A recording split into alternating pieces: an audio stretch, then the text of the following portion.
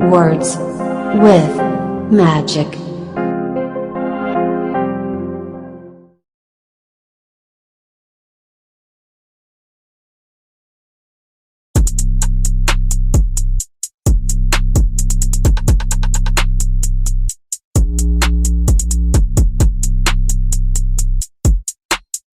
By Derwent's side my father's cottage stood, the woman thus her artless story told.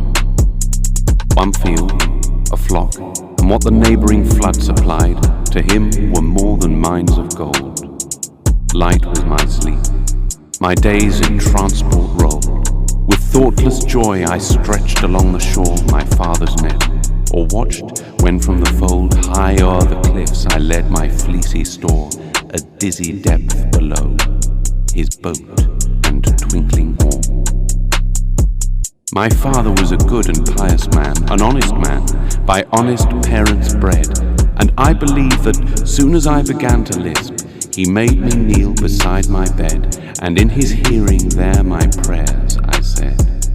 And afterwards, by my good father taught, I read, and loved the books in which I read. For books in every neighbouring house I sought, and nothing to my mind a sweeter pleasure brought. Can I forget what charms did once adorn my garden, stored with peas and mint and thyme, and rose and lily for the Sabbath morn, the Sabbath bells and the delightful chime, the gambols and wild freaks at shearing time, my hen's rich nest through long grass scarce espied, the cowslip gathering at May's dewy prime, the swans that when I sought the waterside from far to meet me came, spreading their snowy pride. The staff I yet remember which upbore the bending body of my active sire, his seat beneath the honeyed sycamore when the bees hummed, and chair by winter fire.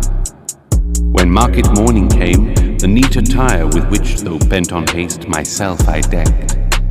My watchful dog, whose starts of furious ire when stranger passed, so often I have checked. The red breast, known for years, which at my casement pecked. The suns of 20 summers danced along, little marked how fast they rolled away. Then rose a mansion proud our woods among, and cottage after cottage owned its sway. No joy to see a neighbouring house, or stray through pastures not his own, the master took. My father dared his greedy wish gainsay. He loved his old hereditary nook, and ill could I the thought of such sad parting brook.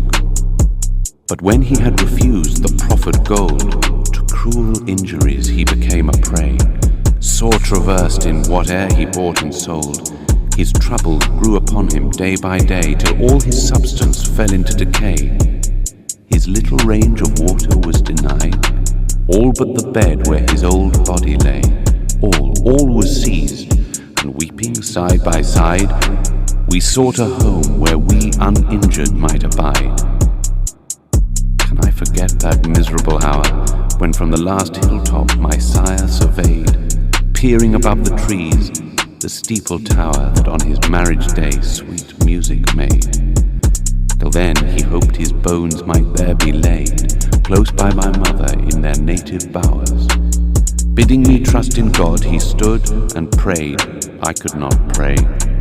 Through tears that fell in showers glimmered our dear loved home, alas, no longer ours.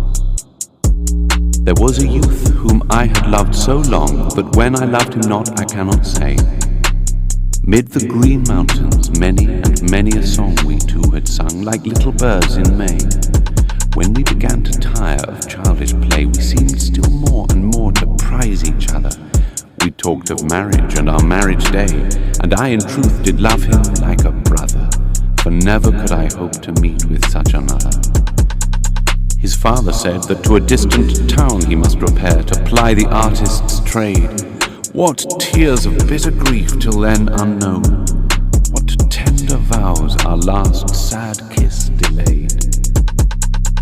To him we turned, We had no other aid. Like one revived, upon his neck I wept, and her whom he had loved in joy, he said, he well could love in grief. His faith he kept, and in a quiet home once more my father slept.